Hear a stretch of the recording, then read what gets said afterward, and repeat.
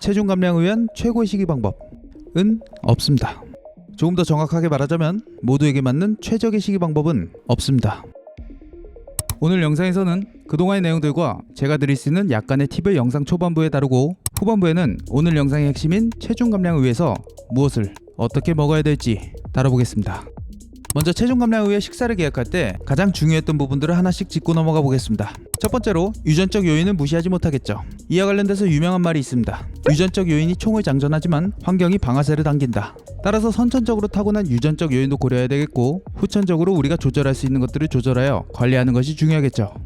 두 번째로 저희 채널에서 항상 강조하는 대사적 특성, 인슐린 민감성과 같은 혈당 반응이 너무 중요합니다. 이러한 대사 건강은 지방을 분해하고 동원하는 지지대사를 향상시켜 대사 유연성을 개선하는 것이었습니다. 세 번째는 식습관, 생활습관, 환경적 요인이 있습니다. 혈당 변동성을 줄일 수 있는 식습관이 중요하며 식후 걷기와 같은 생활습관, 꾸준한 운동으로 두 번째 요소였던 대사 건강을 개선하는 것이 중요하며 수면의 질, 스트레스 수준도 여기에 해당되겠죠. 이 세 번째 요소가 좋지 않다면 역시 체중 감량에 부정적인 악순환을 일으키게 됩니다. 마지막 요소는 장내 미생물군 최적화입니다. 장을 건강하게 하는 것은 전체적인 대사 건강뿐 아니라 체중 감량에 있어서도 핵심적인 역할을 합니다. 그리고 번외로 지난 시간에 다뤘듯 뇌 건강을 유지하는 데도 너무 중요하다고 했었습니다. 오늘 영상에서는 이 네 가지 요소를 모두 고려해서 효과적인 체중 감량을 위한 식사 전략을 제안해 보겠습니다. 일단 모두에게 효과가 있을 실용적인 팁을 몇 가지 제안해 드리겠습니다. 저희 채널에서 자주 다뤘었던 내용이죠. 식전에 식초를 섭취하는 것, 식사 중 탄수화물을 가장 늦게 섭취하는 방법, 그리고 식사 직후 바로 걷기입니다. 자주 소개해드렸던 이 세 가지 방법은 뒤이어 다룰 내용들과 함께 적용하시면 되겠습니다. 이제 기본적인 식사 시간의 틀을 한번 생각해 보겠습니다. 바로 식사 시간을 제한하는 시간 제한식입니다. 간헐적 단식이라고도 부르지만 오늘 제가 제안하는 방법은 시간 제한식이 조금 더 적절한 표현일 것 같습니다.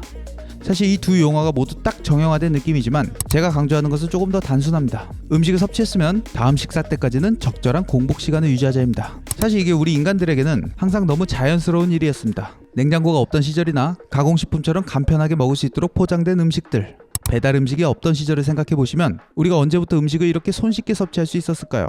그냥 손가락으로 스마트폰 몇 번 누르면 집 앞까지 금방 음식 배달이 오고, 편의점에 가면 언제든지 간편하게 음식을 먹을 수 있으니 음식을 쉴 새 없이 섭취하게 되고 점점 비만율이 높아지게 되는 것이죠. 따라서 일단 어떤 음식이든 음식을 섭취했으면 다음 식사 때까지는 완전한 공복을 유지하는 것이 중요합니다. 그리고 간헐적 단식 한번 살펴보면 우리가 체중을 감량하고 유지하기 위해서는 꼭 16시간의 공복 시간을 가질 필요는 없습니다. 그래서 16대 8이나 18대 6, 20대 4와 같이 너무 딱딱 정해놓고 계획하시기보다는 조금 더 유연하게 접근하시길 권해드립니다. 저는 개인적으로 18대 6의 식사 패턴을 선호하지만 모든 사람이 이렇게 하실 필요는 없습니다. 하지만 단식 시간이 길어짐에 따라 오토파지, 자가포식의 증가를 얻게 되는 건강상의 이점들을 얻고 싶으시다면 공복 시간을 길게 가져가시는 것도 좋겠습니다. 이제 이 내용들과 관련돼서 몇 가지 실용적인 권장사항을 제시해 보겠습니다. 일단 식사 사이에는 어떠한 음식도 섭취하지 않습니다. 그리고 식사 때마다 최대한 양질의 식사를 하려고 하시는데 음식 구성에 있어서는 영상 후반부에 다루고 여기서는 식사 패턴에 대해서만 먼저 다뤄보겠습니다. 체중을 감량하려고 하시는 분들께 추천드리자면 처음에는 하루 3끼 식사 패턴을 그대로 유지하시되 먼저 음식 구성을 조정하는 것이 좋겠습니다. 한 번에 식사량을 너무 과도하게 줄여버리시면 식욕 조절이 아마 어려우실 겁니다. 이렇게 3끼 식사를 하시면서 뒤에 다룰 내용인 나에게 맞는 적합한 음식들로 구성하여 식사를 하시고 효과가 있으시다면 이 식사 패턴을 꾸준히 유지하셔도 좋습니다. 하지만 더 이상 체중이 잘 빠지지 않는다면 하루는 3끼, 다음날은 2끼 이렇게 식사를 구성해보는 것이죠. 다음으로는 일반적인 간헐적 단식 패턴인 16시간에서 18시간 정도의 공복 시간을 가지는 2끼 식사도 역시 권장됩니다. 마지막은 하루는 2끼, 다음날은 1끼 식사를 하는 패턴도 괜찮습니다. 그리고 어느 정도 체중을 감량하다 보면 정체기가 생깁니다. 이러한 현상을 세트 포인트 이론으로 설명했었는데요. 완전히 정립된 이론은 아니지만 우리 몸의 체중과 대사를 조절하는 항상성 시스템을 설명하는데 좋은 관점을 제시합니다. 이러한 정체기를 깨고 세트 포인트를 낮추고 싶을 때 제가 저희 센터 회원님들과 한 번씩 사용하는 방법은 단식입니다. 아주 조금씩 시간을 늘리면서 진행합니다. 이렇게 가끔씩 진행하는 단식요법은 위 모든 식사 패턴에 적용할 수 있으시고 아니면 아예 주 6일 3끼 식사와 하루 단식 패턴도 괜찮습니다. 어떠한 방법이든 내가 지속할 수 있는 방법으로 계획하셔야 됩니다. 이와 같은 식사 패턴은 밖에서 약속이 있으실 때에도 얼마든지 적용할 수 있겠죠. 하루 식사 패턴이 무너졌다고 큰일 나진 않습니다. 밖에서 드실 때에도 메뉴 선택을 할 수 있다면 뒤이어 다룰 내용들을 신경 써보시고 앞서 언급했던 식사 순서와 식후 걷기와 같은 것들을 적용해보시면 도움이 되실 겁니다. 그럼 이제 오늘 영상의 주제인 무엇을 먹을까입니다. 일단 음식을 섭취하고 이 음식들을 처리하는 과정에서 우리 몸에서 보내는 신호가 너무 중요합니다. 이와 관련돼서 주목해야 할 호르몬 중 하나는 인슐린이었죠.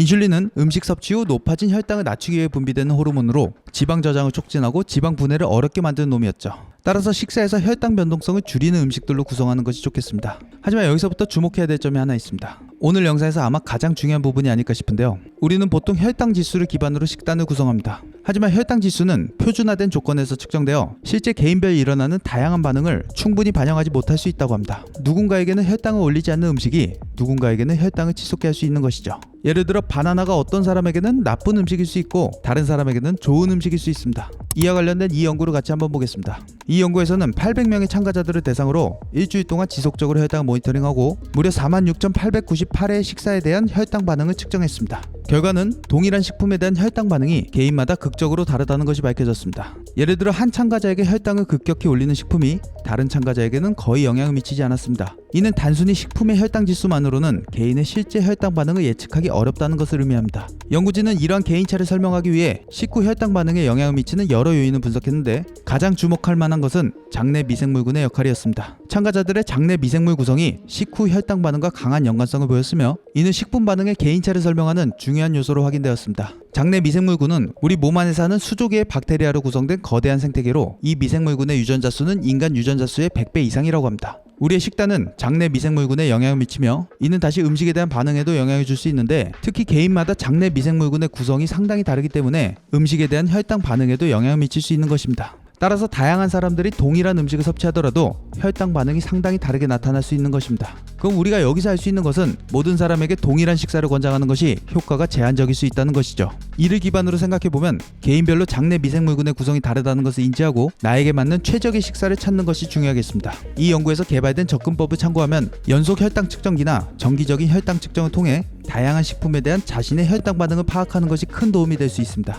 이 연구에서는 단 일주일 만의 모니터링만으로도 개인화된 식이 권장사항을 개발할 수 있었습니다. 어떤 음식을 섭취했을 때 혈당 반응이 좋지 않은지 체크하면서 나에게 최적화된 음식들을 찾아 나가는 것이 보다 효과적인 체중 관리로 이어질 수 있겠습니다. 무엇보다도 우리는 앞으로도 평생 식사를 하며 체중 관리를 해야 되는데 나에게 맞는 다양하고 양질의 음식들을 찾아서 맛있게 드시면서 행복하게 사셔야 되지 않을까요? 이렇게 개인별로 장내 미생물군의 구성이 다르다는 것을 인지하고 나에게 맞는 최적의 식사를 찾아 나가는 것과 동시에 장내 미생물군을 최적화하는 것도 중요합니다. 장내 미생물군 최적화는 지난 시간에 다뤘듯 여러 메커니즘을 통해 체중 감량에 유익한 영향을 미칠 수 있습니다.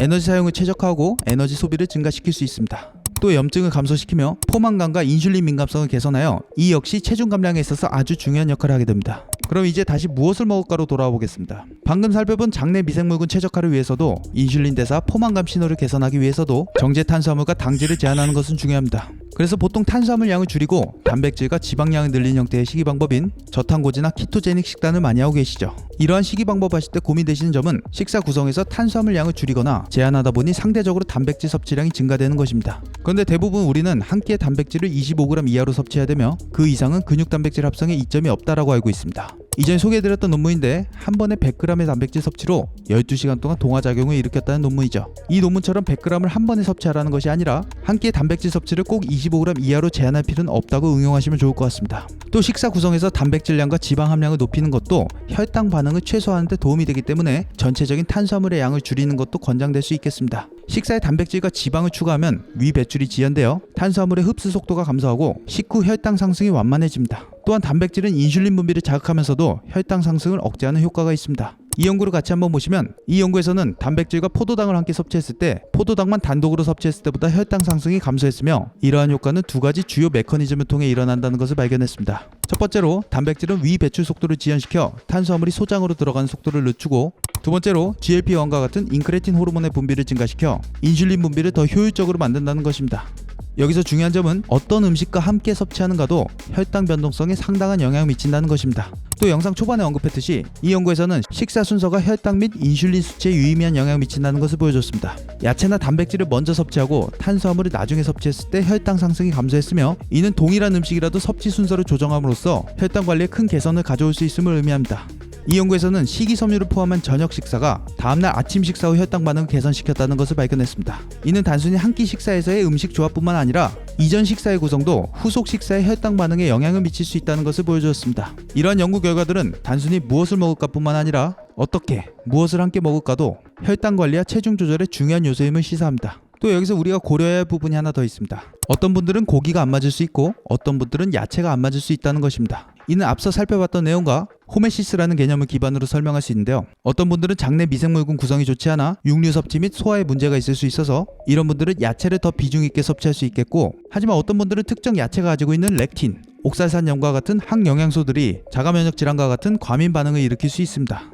이러한 야채의 독성은 우리 몸의 호메시스 반응으로 설명할 수 있는데요. 어느 정도 임계점 이하의 독성은 우리 몸에 유익한 반응을 일으키지만 그 이상을 넘어서는 독성은 문제가 될 수 있다는 것입니다. 그래서 이런 분들은 해당 식물성 식품을 식단에서 제외하거나 카니보어와 같은 육류 위주의 식사가 권장될 수도 있겠습니다. 이런 호메시스 반응은 개인마다 특정 음식마다 다를 수 있어서 나에게 안 맞는 음식들을 잘 구별하시는 것이 중요하겠고, 적절히 조리를 잘했을 때 이러한 독성들을 줄일 수 있다고 합니다. 야채 섭취에 문제가 없는 분들께는 위에 살펴봤던 장내 미생물군 최적화를 위해 다양한 식물성 식품을 섭취하는 것이 미생물 다양성을 높이는 데 중요하다고 합니다. 그리고 이러한 식물성 식품에서 충분한 식이섬유를 섭취하는 것과 더불어서 발효식품을 섭취하는 것도 개인마다 반응이 다르겠지만 장내 미생물 다양성 증가, 염증 감소와 관련되어 있다고 합니다. 결론적으로 체중 감량을 위한 최적의 식이 전략은 개인마다 다릅니다. 자신의 유전적 특성, 생활습관 및 환경, 수면과 스트레스를 포함하여 인슐린 민감성과 같은 대사적 반응, 장내 미생물 구성, 그리고 호메시스 반응을 고려한 개인화된 접근법이 중요합니다. 앞선 연구들에서 알 수 있듯이 표준화된 식이 권장사항보다는 개인의 고유한 특성을 고려한 맞춤형 접근법이 훨씬 더 효과적일 수 있습니다. 시간 제한식, 식사 순서 조정, 식후 걷기와 같은 기본 전략을 바탕으로 자신의 혈당 반응과 전반적인 건강 상태를 모니터링하며 점진적으로 식이 패턴을 최적화해 나가는 것이 중요합니다. 따라서 탄수화물을 줄이거나 완전히 제한하는 방법도 쓸 수 있겠지만 단백질과 지방, 식이섬유가 풍부한 음식과 함께 조합하는 방식도 효과적인 전략이 될 수 있습니다. 키토제닉, 카니보어, 지중해식과 같은 특정 식단이 모든 사람에게 동일하게 효과적이지 않을 수 있다는 것을 인식하고 나에게 맞는 최적의 음식들을 찾아 식사 전략을 세우시길 바라겠습니다. 제가 항상 강조하는 건 지속 가능성입니다. 우리는 앞으로도 평생 음식을 먹으며 살아가야 됩니다. 나에게 최적화된 식사 패턴과 양질의 음식들을 찾으시고 맛있게 행복하게 드시면서 체중도 감량하고 건강을 유지하는 것이 가장 이상적이지 않을까 생각합니다. 오늘 영상은 여기까지 준비했는데요. 오늘 영상이 누군가에겐 도움이 되셨기를 바라며 다음 주에도 도움이 되실 만한 내용으로 찾아뵙겠습니다.